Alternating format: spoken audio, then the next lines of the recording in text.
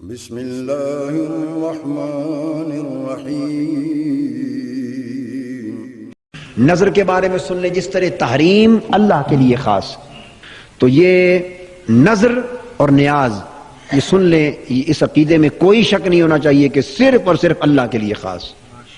نظر اور نیاز صرف اللہ کے لیے، نہ رسول کے لیے، نہ نبی کے لیے، نہ اماموں کے لیے، نہ اولیاء کے لیے، نہ مشائخ کے لیے۔ نظر اور نیاز کس کے لیے؟ اللہ کے لیے۔ یہ جو عرف عام میں استعمال ہوتے ہیں، ابھی یہ غوث پاک کی نظر ہے، نیاز حسین ہے، فلاں کی، یہ لفظ کا استعمال مجاز ہے، حقیقی معنی میں نظر کسی کے لیے نہیں۔ یہ الفاظ جو اس طرح فلاں کی نظر یا فلاں کی نیاز ہے، یہ بمعنی ایصال ثواب۔ اب وہ تو دیکھیے نا، اب یہ مختلف نام رکھے ہوئے ہیں مختلف نظروں کے اور نیازوں کے، ان کے نام آپ اپنے علاقے کے رواج میں جو بھی رکھیں، مگر بنیادی تصور یہ عرض کر رہا ہوں کہ اعتقاد نظر اور نیاز کا کس کے لیے؟ اللہ کے لیے۔ اور اگر ظاہراً کوئی نظر فلاں بزرگ کا نام لے کے کہے تو یہ بمعنی مجاز ہوگا۔ ایصال ثواب اولیاء اللہ کے لیے، انبیاء و اولیاء کے لیے، نظر اللہ کے لیے، چونکہ نظر صدقہ کے معنی میں ہوتی ہے۔ نیاز کے معنی کیا ہے؟ عبادت، نیاز مندی، جھکنا۔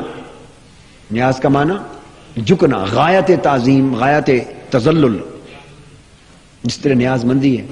یہ مجاز کا لفظ استعمال کر کے پھر کہنا تو نہیں چاہیے نا کہ یہ نظر مطلب یہ اہل علم کے لیے میں عرض یہ کر رہا ہوں، یا کوئی بھی، اول تو میں نے ایک اصول اس کا سمجھا دیا تھا کہ اس کا استعمال اس طور پہ نہ کیا جائے کہ عوام اور کم پڑھے لکھے لوگ بھی اس کو لیں، پھر ان کو حقیقت اور مجاز کا فرق چونکہ معلوم نہیں ہوتا، تو معلوم نہ ہونے کی وجہ سے اس کے اندر پھر عقیدے کے اندر بھی خرابی بوجہ جہالت پیدا ہو جاتی۔ لہذا بہتر ہے کہ ایسی چیزوں میں مجاز کے لفظ کے استعمال سے بھی احتراز اور پرہیز کیا جائے، یہ بہتر ہے۔ مگر بتانا چاہتا ہوں کہ بعض لوگ اگر اہل علم اس طرح نیاز کا لفظ استعمال کریں تو انہیں اگر لفظ استعمال کرنے پر، لفظ کے استعمال پر اگر اصرار ہو تو کم سے کم عقیدے میں وضاحت اور اصرار ہونی چاہیے کہ یہ نظر حقیقتاً اللہ کے لیے، جیسے قربانی اللہ کے لیے ہے، عبادت اللہ کے لیے ہے، دعا اللہ کے لیے ہے، صدقہ اللہ کے لیے ہے، خیرات اللہ کے لیے ہے۔ آپ جو خیرات کرتے ہیں کس کے لیے کرتے ہیں؟ مگر اس کا فائدہ کسے پہنچاتے ہیں؟ غریب آدمی کو، یتامہ کو۔ صدقہ کس کے لیے کرتے ہیں؟ مگر اس کا فائدہ کسے پہنچاتے ہیں؟ محتاجوں کو۔ بس یہ مسئلہ اس طرح حل ہو جائے گا۔ قربانی کس کے لیے کرتے ہیں؟ اللہ کے لیے۔ اس کا گوشت کس کو پہنچاتے ہیں؟ اللہ پاک نے فرمایا لن ینال اللہ لحومها ولا دماؤها ولکن ینالہ التقوی منکم۔ اس قربانی کا نہ گوشت اللہ کو پہنچتا ہے، نہ خون اللہ کو پہنچتا ہے، اللہ کو تو تقوی پہنچتا ہے، گوشت غریبوں کو جاتا ہے۔ تو قربانی جو اس کے اندر تقوی ہے، قربانی یعنی نیت، تقوی، وہ عقیدے کی تحت، وہ عقیدے کی بنیاد بنی، وہ اللہ کے لیے، اور اس کا گوشت کا فائدہ۔ اسی طرح نظر اور نیاز جو ہیں اور جتنے، یہ خالصتاً اللہ کے لیے، اور ثواب ان کا اولیاء اللہ کے لیے اور انبیاء کے لیے۔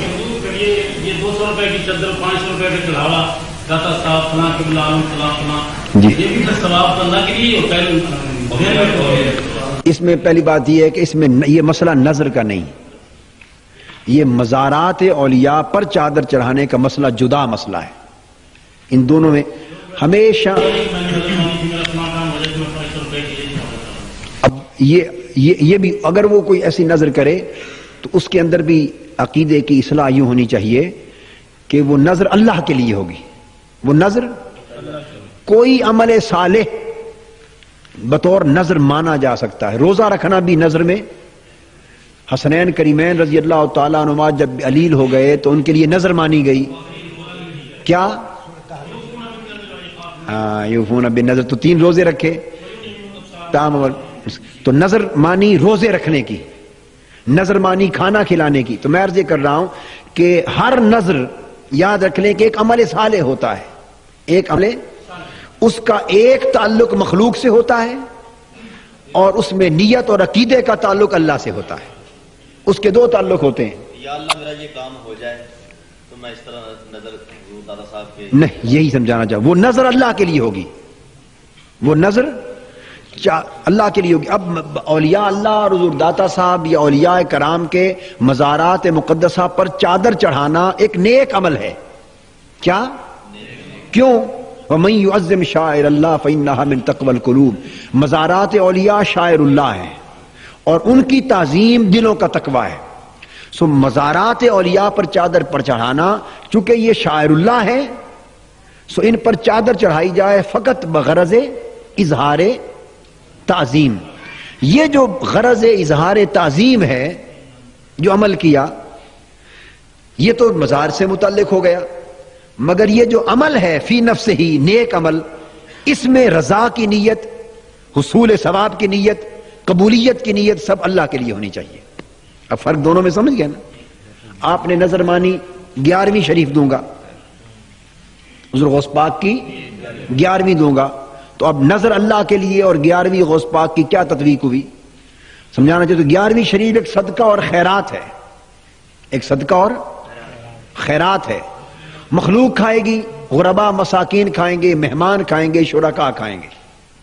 تو اطعام مساکین بھی ہوا، اطعام ضیوف بھی ہوا، اور اطعام فی نفس ہی ایک نیک عمل ہے. اس کا ثواب ہے، اس کا ثواب ہے. تو جب آپ نے یہ ثواب والا عمل کیا تو نیت یہ ہوگی کہ مولا کریم یہ کھانا کھلانا، یہ کھانا پکانا، یہ تقسیم کرنا، یہ قرآن پڑھنا، یہ فقراء کو کھلانا، یہ حاضرین کو کھلانا، یہ صدقہ خیرات سب کچھ خالصتاً اللہ کے لیے، خالصتاً.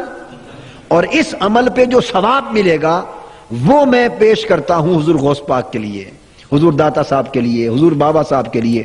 ثواب ان کو عطا فرما اس نیت پر. مگر محض دار و مدار کہہ کے بات کو گول نہیں کرنا. یہ مسئلہ توحید ہے، اس پر